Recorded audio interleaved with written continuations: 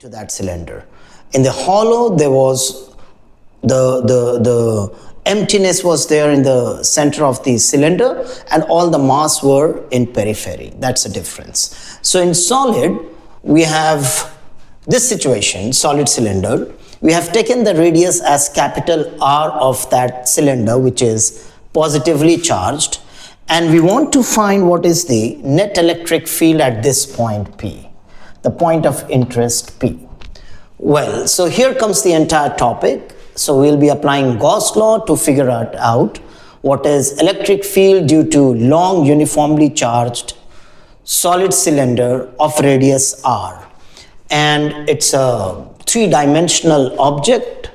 So we have a volumetric charge density rho. So if you remember what is volumetric charge, it is net electric charge per unit volume. Right, so it is occupying a volume, and that is what we have, volumetric charge density as rho. So how do we approach it? First, we are going to identify the symmetry, and we have found the symmetry to be cylindrical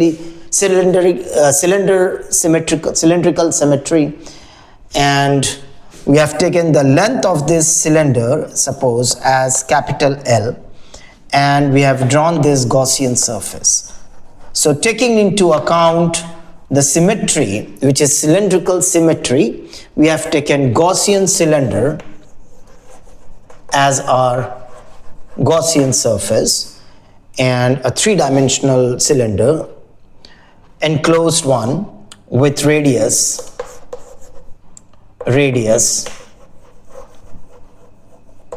R.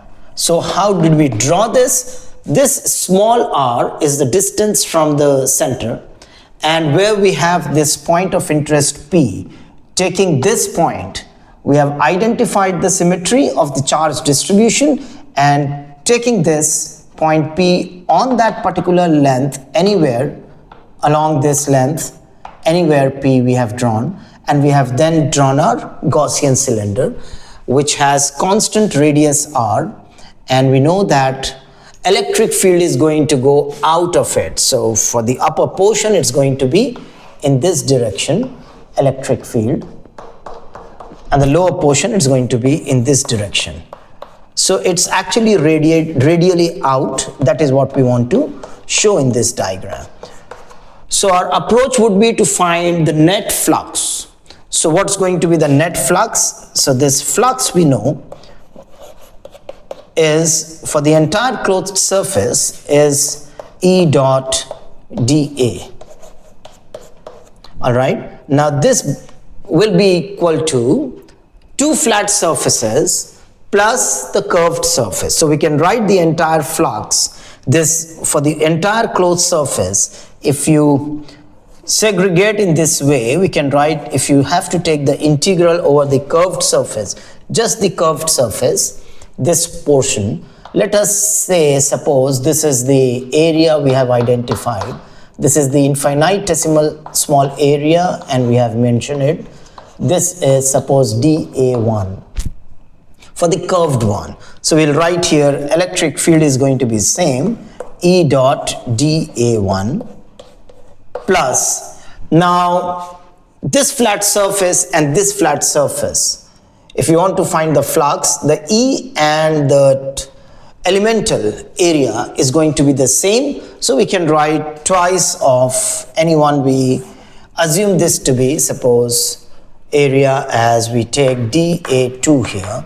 So the direction of this area is going to be in this direction, and we already know the direction of electric field is in this direction. For the upper portion, similarly, symmetrically for the lower one, is going to be in this direction, dA2, and downwards. Well, so twice of this, which is E dot dA2, is going to be for the flat surfaces, right?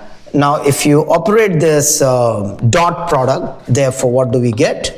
We get the net flux is E dot dA, and this comes out to be integral of, which is equal to integral of this curved surface, curved one, which is E dot dA1, which is magnitude of E magnitude of dA1 cos 0. Why? Because here we have the angle between the electric field and this area vector dA1 is 0, and here it is twice of, for the flat one, it is magnitude of E, magnitude of dA2 cos 90.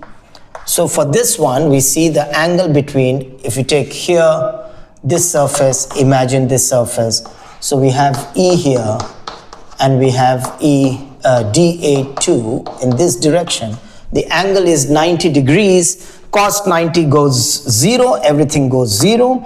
So we are left with, therefore, the net electric flux E dot dA just is the contribution of the flux over curved surface. So we can write straight away here, this is just for the curved surface, which is E, magnitude of E and magnitude of dA1 as we have assumed. This is what we conclude until this point. Well, we are taking now the situations. The situations we have, as per our diagram, we have taken the situation that this small r is greater than capital R. So we want to find this point of interest, the electric field outside the cylinder, right? So this is what is the case. So you can write the first situation as the small r, which is the distance of this point of interest from the radius of this cylinder, from the central axis of this cylinder, P point, the distance is small r, and the radius of this cylinder, which is a charged body, is capital R, and this small r is more than capital R. And the Gaussian surface that we have drawn has also the same radius, which is small r. So by Gauss law, we can write it here that this net flux, which is curved flux in the curved surface area, dA1, magnitude of this should be equal to the charge enclosed. Now, what is the volumetric charge given in the question is rho. Volumetric charge means the charge per unit volume. So volume means the volume is this, right? There is the cylinder. We know the volume of a cylinder. So we can, from this definition of volumetric charge, we can write net enclosed charge would be equal to rho. Rho is charge per unit volume. So if you multiply per unit volume times the volume of this solid cylinder, which is the radius, the radius is capital R, so it comes out to be pi capital R square times. Now here we need to figure out what is the charge enclosed. So this is the length that we are interested in, right? So charge enclosed within this part of length, we'll multiply here with L to get the complete volume. So area multiplied by length is going to be the volume, and here R we have this capital R, which is the radius of the solid cylinder. Well, so E is constant here, we'll pull it out and we'll just integrate dA1 to get it. So we are getting rho times pi R square times L. This is what we get. Now if you integrate the area dA1, right, all along, all through the curved surface. So area is going to be length times breadth. If you just imagine this to get cut, so the circumference is 2 pi R, which is a small one, RL. So we get from our understanding of the area of this curved path, it's going to be the circumference of this Gaussian surface, the circumference of this, which is 2 pi small r times the length, you'll get the area. So it comes out to be 2 pi small r L is the length, should be equal to rho pi r square L. L gets cancelled from both sides, pi gets cancelled from both sides, so we are left with E. E is equal to rho r square over 2r.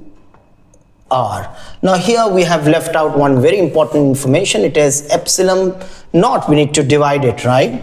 So by Gauss law, this entire flux is equal to this volume of the charge, net charge, divided by epsilon naught. So everywhere we'll get epsilon naught. Here also we'll get epsilon naught then in the denominator. So finally we have this equation here, that is net electric field is equal to rho times r square, which is the capital R square, divided by 2, and in the denominator we have this r epsilon naught. This is what we get, the net electric field when we have a solid cylinder, and this r, small r, which is the point wherein we need to find the electric field, is outside the cylinder. This is what we get. So from here we conclude that everything is constant, right, except for the small r. So the more far you go, we find this electric field inversely proportional to this small r. So we can also, from this equation, we can give a conclusive remark here. I'm giving a conclusive remark here. So we conclude that the net electric field at P or any point, this is proportional to 1 over small r. When we have this small r more than the radius of the charged cylinder. Extremely important steps that we have followed. We have applied the Gauss law correctly and we have got that result. We'll take another situation in the next video wherein we'll get this small r, which is the point of interest, would be inside the cylinder anywhere. Okay, so we'll take a general situation. The general situation would be this electric field we want now would be inside the solid cylinder. If that is the situation, then what expression we will get for the electric field and what is the dependency of this electric field would be, and then we'll plot a graph taking into account both the situations. So watch the next video. It's a connecting video. Watch the next video for that situation. Thank you.